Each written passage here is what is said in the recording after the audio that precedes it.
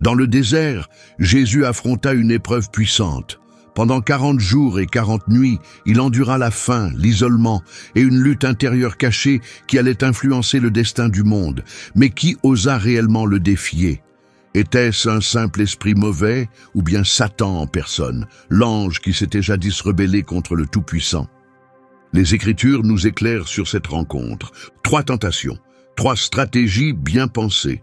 L'adversaire était rusé, utilisant des textes sacrés qu'il détournait à son avantage. Mais derrière ces tentatives se cache une dimension plus profonde que beaucoup négligeant. Quand le diable proposa de donner à Jésus le pouvoir sur toutes les nations, cela voulait-il dire qu'elle lui appartenait? En citant la parole de Dieu pour tromper le Fils, savait-il qu'il participait à un plan divin plus vaste? Et surtout, était-ce vraiment Lucifer qui vint éprouver Jésus? La Bible donne des indices, et ce qui s'est passé dans ce désert pourrait bien changer notre compréhension de toute cette scène. Le soleil brûlait la terre aride, et la sécheresse fendait les lèvres de quiconque osait la traverser. Jésus, le Fils de Dieu, se trouvait désormais seul, conduit par l'Esprit vers une épreuve qui résonnerait à travers les siècles. Pas de repas, pas de compagnie, aucun réconfort, juste lui, le silence du désert et l'arrivée de son adversaire. Mais qui était réellement cette figure? Était-ce seulement une présence obscure parmi d'autres, ou bien celui-là même qui s'opposa un jour au ciel?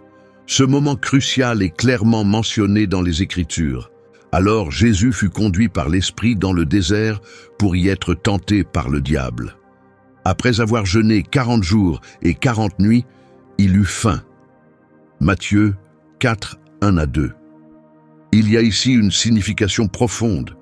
Jésus n'est pas allé dans le désert par hasard, ni de sa propre volonté, mais par obéissance à une directive divine. Tout comme Dieu avait autrefois guidé Israël dans le désert pendant 40 ans, il envoya maintenant son Fils dans une ultime confrontation. Mais pourquoi cette épreuve était-elle nécessaire? Dans toute la Bible, le désert est le lieu de l'épreuve et de la croissance. C'est là que Moïse reçut la loi. C'est là qu'Élie entendit le murmure de Dieu. C'est aussi là que le peuple d'Israël fut mis à l'épreuve et échoua souvent. C'était maintenant au tour de Jésus de se tenir dans ce lieu sacré. Non pas parce qu'il était faible, mais pour réussir là où les autres avaient chuté. Il était venu avec une seule chose, la parole de Dieu et une confiance totale en son Père. Et cette foi allait être mise à l'épreuve. Au fil des jours, la faim devint une torture, un vide profond qui grandissait en lui. Son corps s'affaiblissait et le silence pesait sur son esprit. L'ennemi, toujours stratégique, ne se précipita pas. Il attendit, il observa. Et lorsque Jésus fut à son point le plus bas, le tentateur arriva, non pas avec violence, mais avec des paroles douces et persuasives. Cela semblait raisonnable, mais portait en lui un mensonge dangereux. Cela faisait écho à une histoire plus ancienne. Dans le jardin d'Éden, l'ennemi s'était approché d'Ève avec des questions subtiles et insinuantes, tordant la vérité et semant le doute. Dieu a-t-il vraiment dit cela? Genèse 3, 1. Maintenant, l'histoire se répétait dans un décor différent. Dans le jardin, le premier homme avait chuté. Dans le désert, le nouvel Adam était prêt à affronter le séducteur. Mais une question demeurait. Qui était ce tentateur? L'Écriture l'appelle le diable, un mot grec qui signifie celui qui accuse ou qui ment. Était-ce le même que Lucifer, l'ange orgueilleux déchu du ciel? Y a-t-il une différence entre Satan et Lucifer, ou ces noms désignent-ils une seule et même entité? Alors que le combat spirituel s'intensifiait dans le désert, ce mystère commençait à se dévoiler. Satan, le diable, Lucifer, l'identité de l'ennemi de Dieu est débattue depuis longtemps. Lorsqu'il s'approcha de Jésus, il ne vint pas avec des chaînes ou des ténèbres. Son arme, c'était la parole. Son attaque visait le cœur et l'esprit, non le corps. Jésus se tenait devant celui qui, depuis toujours, s'opposait au dessein de Dieu. Mais qui affrontait-il exactement? La Bible l'appelle le diable ou diabolos, en grec, celui qui accuse. Elle l'appelle aussi Satan, du mot hébreu Shatan, qui signifie adversaire. Mais beaucoup se demandent encore, l'être dans le désert était-il le même que celui que l'on nomme Lucifer? Ces titres désignent-ils des entités différentes ou renvoient-ils tous à un seul? La racine de cette question se trouve dans l'Ancien Testament, dans des passages que beaucoup considèrent comme décrivant la chute de l'ennemi. Le prophète Ésaïe a écrit « Comment es-tu tombé du ciel, astre brillant, fils de l'aurore? Tu as été jeté à terre, toi qui affaiblissais les nations. » Ésaïe 14:12. L'expression « astre brillant » se traduit en latin par Lucifer, ce qui signifie « porteur de lumière ». Certains pensent que ce verset parle d'un roi orgueilleux de Babylone, mais les images vont bien au-delà de tout dirigeant humain. Elles suggèrent une chute cosmique, celle d'un être fier qui voulait s'élever au-dessus du Créateur.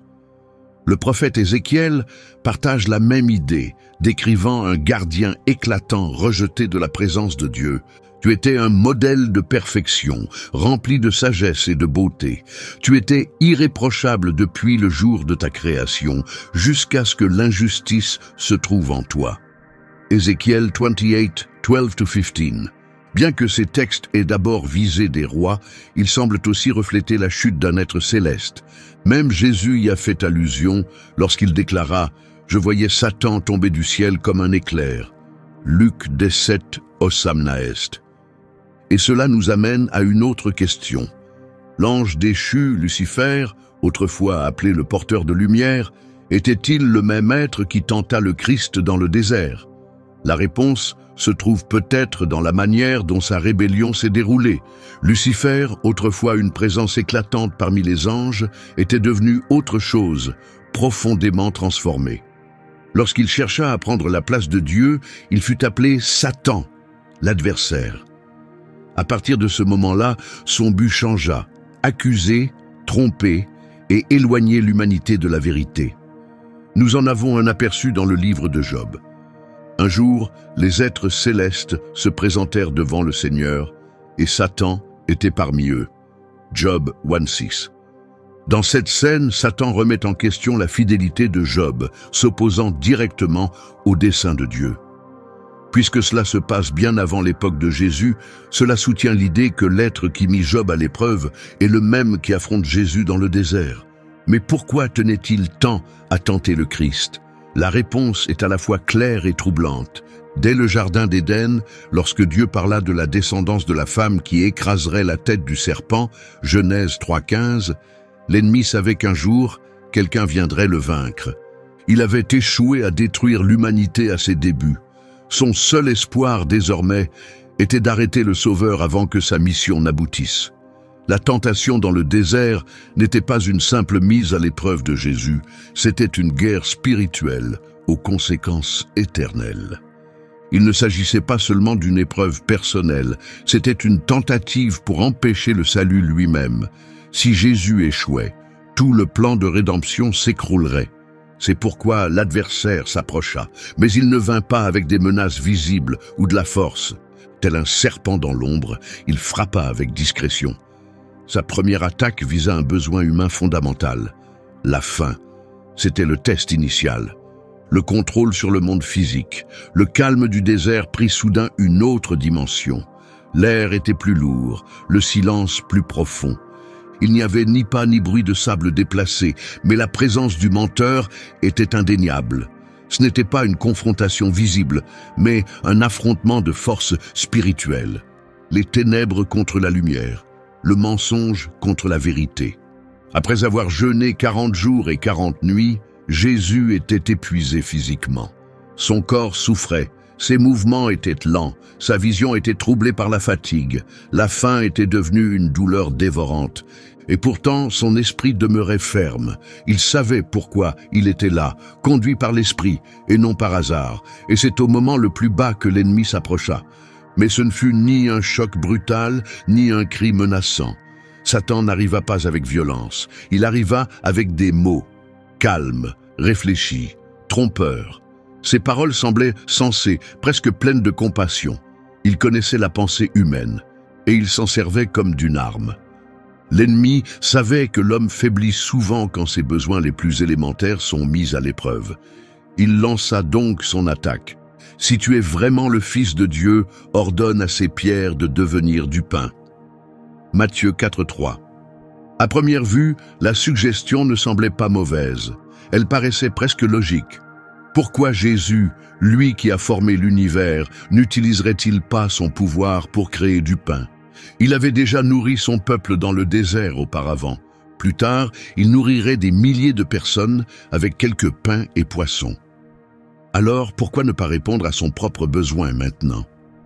Mais c'était là le piège. Il ne s'agissait pas vraiment de faim. L'ennemi visait plus profond, la confiance totale de Jésus envers son Père. Satan ne proposait pas simplement un miracle. Il remettait en question l'identité de Jésus et la manière dont il devait accomplir sa mission.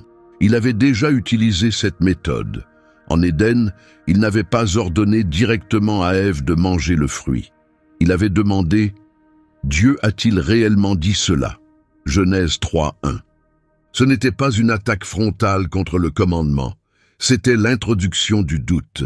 Et maintenant, dans le désert, le schéma se répétait.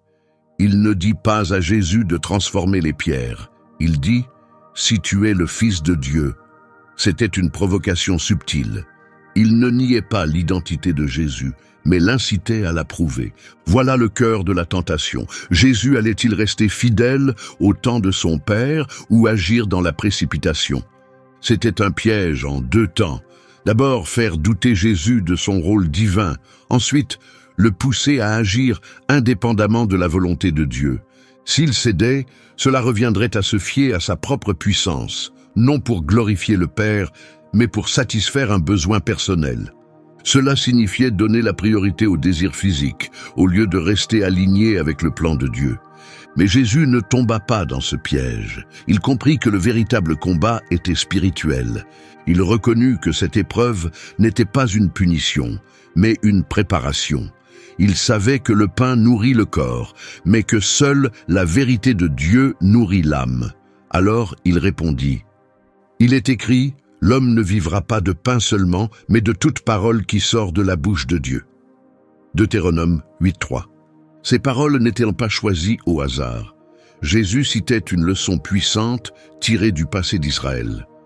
Pendant 40 ans, Dieu avait nourri son peuple avec la manne, un pain venu du ciel, non fabriqué par des mains humaines. Il leur enseignait à lui faire pleinement confiance, à attendre son moment. Mais beaucoup échouèrent à ce test. Au lieu de faire confiance, ils murmurèrent et se détournèrent. Jésus, lui, n'allait pas répéter l'erreur des générations passées. Il n'était pas dans le désert pour s'opposer à la volonté de Dieu, mais pour s'y soumettre entièrement. Il ne cherchait pas à prouver quoi que ce soit à l'ennemi. Son identité ne dépendait pas de signes spectaculaires ou de démonstrations de puissance. Un vrai fils montre sa fidélité en suivant le Père, même dans la faim, même quand le silence du désert semble interminable. Et par cette réponse, la première tactique du diable échoua. Satan comprit qu'il ne pouvait ébranler la confiance de Jésus envers le Père, ni le pousser à agir sans direction divine. Mais il n'était pas prêt à abandonner. Si le besoin physique ne suffisait pas à détourner Jésus de sa mission, alors la prochaine attaque devait être plus subtile et bien plus dangereuse. Cette fois, le séducteur allait toucher à quelque chose de sacré, la parole de Dieu elle-même, déformée en une arme. La deuxième tentation portait sur le contrôle des choses spirituelles. La première tentative avait échoué. L'ennemi vit que Jésus ne se laisserait pas influencer par la faim ou l'incertitude. Il avait répondu avec sagesse, refusant d'agir sous l'impulsion ou la peur. Mais Satan avait une autre idée. Cette fois, il viserait la confiance de Jésus en la protection de Dieu. Soudain, Jésus ne se trouvait plus dans le désert. Il se tenait maintenant au sommet du temple, à Jérusalem. En contrebas s'étendait la ville sainte, animée par les prêtres et les fidèles. À ses côtés, l'ennemi lança un nouveau défi. « Si tu es vraiment le Fils de Dieu, jette-toi en bas. Après tout, il est écrit, il enverra ses anges te garder. Ils te porteront dans leurs mains pour que ton pied ne heurte aucune pierre. » Paraphrasé du psaume 91. Cette fois, l'ennemi utilisa une approche plus subtile. Il ne fit pas que questionner Jésus, il cita les Écritures, il utilisa le psaume 91, un passage bien aimé parlant de la protection divine. Mais il y avait quelque chose de trompeur dans sa manière de le faire. Il avait omis une partie essentielle. Le verset dit en réalité « Il ordonnera à ses anges de te garder dans toutes tes voies ». Psaume 91, 11. Satan avait supprimé les mots « dans toutes tes voies », un détail crucial montrant que la protection de Dieu s'adresse à ceux qui marchent dans ses voies.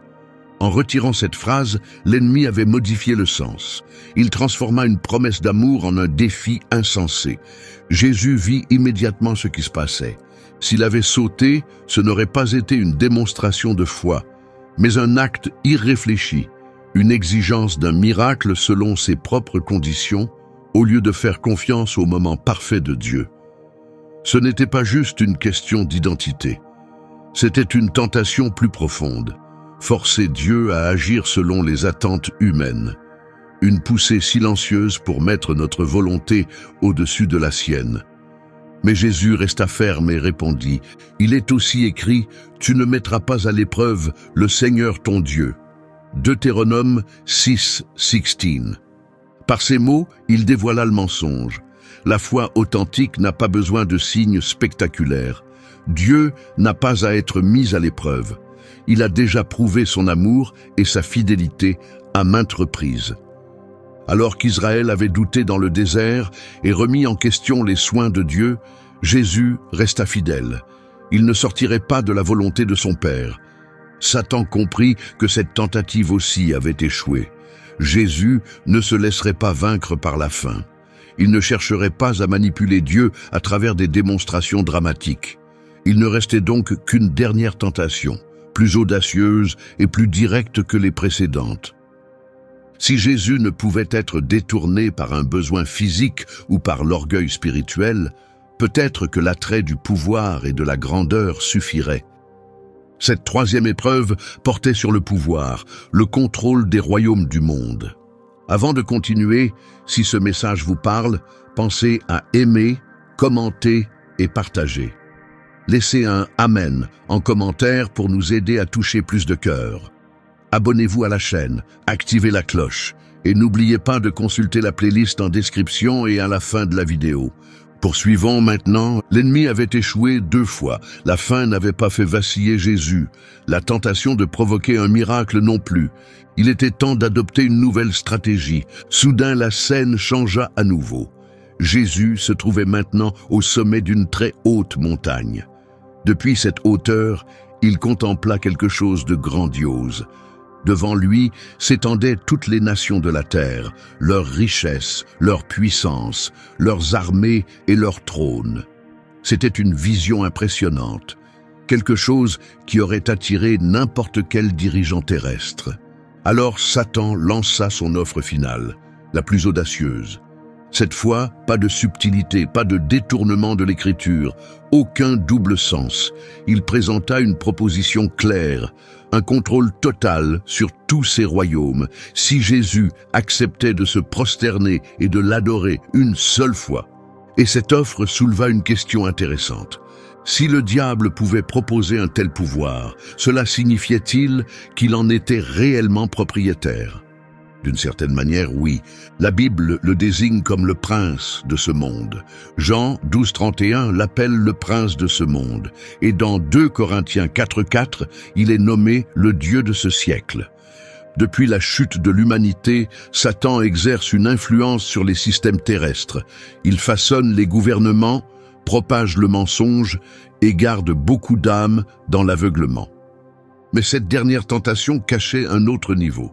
Satan proposait à Jésus un raccourci. Le destin du Messie était de régner sur les nations, mais le chemin tracé par le Père passait par la douleur, le rejet et la croix.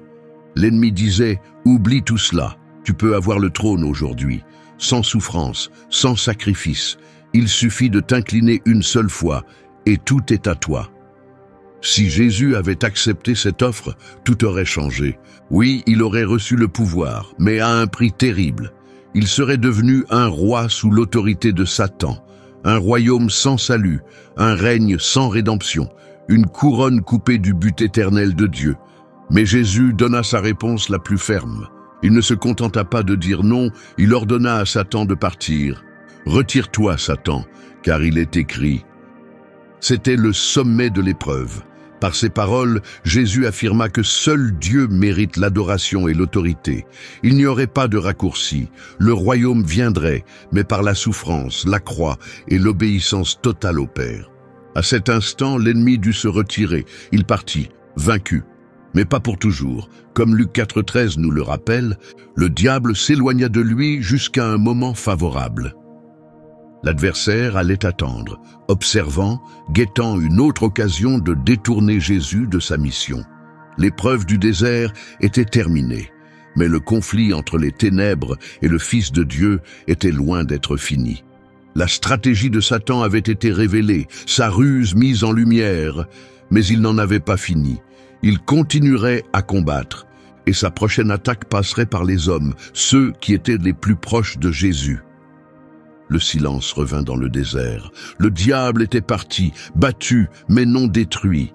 Sa tentative de briser Jésus avait échoué. Puis, des anges vinrent et prirent soin de lui, lui apportant un soulagement après 40 jours de faim et d'épreuves. Pourtant, la bataille n'était pas terminée. L'Écriture nous le rappelle. Il s'éloigna jusqu'au moment favorable. Luc 4:13. Cela signifie que l'ennemi ne renonça pas. S'il n'avait pu triompher par la faiblesse physique, l'orgueil ou le pouvoir, il chercherait d'autres chemins. Et il n'eut pas à attendre longtemps. Peu après le début du ministère public de Jésus, l'ennemi vit de nouvelles opportunités. L'un des moments les plus marquants survint lorsque Jésus annonça à ses disciples qu'il allait souffrir, être rejeté et mourir. Pierre, choqué, réagit « Seigneur, cela ne t'arrivera jamais !» Matthieu 16:22. La réponse de Jésus fut intense, mais il ne s'adressa pas directement à Pierre comme homme. Il parle à l'influence spirituelle derrière ses paroles. « Retire-toi de mon chemin, Satan, tu es un obstacle pour moi. Tes pensées ne viennent pas de Dieu, mais des hommes. » Matthieu 16:23. Ici, le schéma devient clair. La même voix qui avait offert à Jésus le pouvoir sur les nations parlait maintenant à travers l'un de ses plus proches compagnons, toujours en tentant de le détourner de la croix. Satan se montre rarement directement. Il préfère se cacher derrière des visages familiers, utiliser des mots doux pour semer la peur ou distraire. Et cette tactique ne s'arrêta pas là. Pendant tout le ministère de Jésus sur terre, l'ennemi agit en coulisses. Il influença les autorités religieuses. Il transforma les foules en foules hostiles. Il endurcit les cœurs et sema la division partout où la vérité était proclamée. Mais son attaque la plus dévastatrice restait à venir. La nuit où Jésus fut livré, les évangiles révèlent quelque chose de glaçant. Satan entra dans Judas, surnommé Iscario, qui faisait partie des 12. Luc 22:3. Cette fois, l'ennemi ne se contenta pas de semer des pensées. Il prit le contrôle d'un cœur prêt à trahir. Il guida Judas vers la trahison finale, celle qui conduirait Jésus à la croix. La tentation commencée dans le désert atteignait son point culminant, dans l'ombre de la mort. Mais il y avait une chose que Satan n'avait pas prévue. Il croyait que la mort de Jésus marquerait sa victoire, qu'éliminer le Fils de Dieu mettrait fin au plan divin. Ce qu'il n'avait pas compris, c'est ceci. La croix n'était pas sa victoire, c'était sa défaite. Le même Jésus qui était resté ferme dans le désert s'apprêtait à remporter la plus grande bataille de toutes. Non pas avec des épées ou des armées célestes, mais par le sacrifice, l'abandon total et l'obéissance parfaite. Les méthodes de l'ennemi avaient été dévoilées, ses ruses exposées, et bientôt sa défaite serait définitive. Le triomphe de Jésus dans le désert n'était que le commencement. Sa victoire finale allait tout changer pour l'éternité. Le combat dans le désert n'était que le début. Satan avait tenté de détourner Jésus de sa mission, mais il avait échoué. Il avait utilisé les proches de Jésus pour semer la confusion, mais son influence fut révélée. Puis vint sa tentative la plus audacieuse, faire tomber le Fils de Dieu par la croix. La trahison de Judas Le procès injuste, la foule moqueuse et la couronne d'épines douloureuse, tout semblait indiquer que l'ennemi était en train de gagner. Le Messie était rejeté par ceux-là même qu'il était venu sauver. Alors que Jésus portait sa croix vers le Golgotha, Satan croyait sans doute que son plan avait réussi. Mais il ne réalisa pas qu'il entrait au cœur même de la stratégie divine. Le plan n'avait jamais été d'éviter la croix, mais de la vaincre. Jésus n'a pas été forcé à mourir, il a choisi de le faire. Il a porté volontairement le poids du péché de toute l'humanité. Et puis, quelque chose d'extraordinaire se produisit. Au moment de sa mort, ce qui semblait être la victoire de Satan devint sa défaite. Alors que Jésus était suspendu à la croix, il prononça des paroles qui allaient bouleverser l'histoire. Jean 19:30. Tout est accompli. Ces paroles résonnèrent au-delà du temps. Qu'est-ce qui était accompli? La dette du péché était entièrement payée. La puissance de la mort et des ténèbres était brisée. Satan, qui régnait sur l'humanité déchue, vit son pouvoir s'effondrer sous l'acte rédempteur de Jésus. L'apôtre Paul l'a dit clairement. À la croix, il a dépouillé les dominations et les autorités spirituelles et il les a publiquement livrées en spectacle en triomphant d'elles. Colossiens 2:15. Ce qui avait commencé par une tentation dans le désert s'est achevé au calvaire. Dans le désert, l'ennemi avait offert à Jésus le contrôle sur les royaumes terrestres. Mais au final, c'est Jésus qui a pris autorité sur la mort et l'enfer. Comme il est écrit dans Apocalypse 1:18, il détient les clés de la mort et du séjour des morts. La victoire ne fut pas remportée par la domination, mais par le sacrifice parfait de l'agneau de Dieu. Pourtant, la guerre n'est pas encore totalement terminée. Satan agit encore. Il propage le mensonge, provoque des divisions, tente de détruire. Il continue de murmurer le doute, de déformer la vérité, espérant égarer les disciples de Jésus. Sa chute est pourtant certaine, son temps est compté.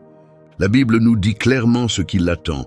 Le diable, celui qui les trompait, fut jeté dans l'étang de feu et de soufre, où sont aussi la bête et le faux prophète, et ils seront tourmentés jour et nuit, au siècle des siècles. Apocalypse 20:10. L'histoire commencée dans le désert trouvera son accomplissement, lorsque Jésus reviendra établir son royaume éternel. En attendant ce jour, nous tenons ferme, non parce que nous sommes forts, mais parce que la victoire a déjà été remportée pour nous. Le désert n'était pas le dernier chapitre. C'était le point de départ, là, dans un lieu sec et vide, sans foule, sans applaudissements, sans témoins. Quelque chose d'éternel a commencé. Le diable a essayé de faire tomber le Fils de Dieu. Il a offert des raccourcis vers le succès. Il l'a tenté avec l'influence et la renommée, mais Jésus est resté ferme. Il n'a pas seulement résisté à la tentation. Il a dévoilé la véritable faiblesse de l'ennemi. Il a montré que la véritable force ne vient pas du statut ou du pouvoir, mais de l'abandon total à la volonté du Père. Et le combat continue. Même aujourd'hui, l'ennemi joue les mêmes jeux. Il continue de semer le doute. Il continue de tordre la vérité. Il continue de faire des promesses qui mènent nulle part. Il sait qu'il ne peut annuler ce que Jésus a accompli. Mais il fera tout pour détourner les cœurs du chemin de la vie. Il murmure des choses comme « Tu as le temps ». Il y a des choses plus urgentes. Ce n'est pas si important. Ne l'écoute pas. Chaque moment, chaque décision, chaque pas compte. Le même Jésus qui a triomphé dans le désert a aussi triomphé sur la croix. Et il l'a fait pour toi. Si tu as l'impression de t'être égaré, si quelque chose en toi t'appelle à revenir, si le Saint-Esprit parle à ton cœur, ne l'ignore pas. Jésus t'attend, les bras grands ouverts, prêt à t'accueillir chez toi. Aujourd'hui pourrait être le jour où tout change. Ne repousse pas ce moment. Si tu es prêt à lui remettre ta vie, écris en commentaire « Jésus, je te reçois comme mon unique Sauveur et Seigneur ». Et si tu le suis déjà, affirme ta foi en commentant « Amen ». Pour que ce message touche d'autres cœurs et apporte l'espérance là où elle est le plus nécessaire. Il n'y a pas de vraie vie en dehors du Christ. Il n'y a pas de victoire durable sans lui. Que cette vérité renouvelle ton cœur et que la même puissance qui a donné la victoire dans le désert apporte aussi la victoire dans ta vie. À très bientôt.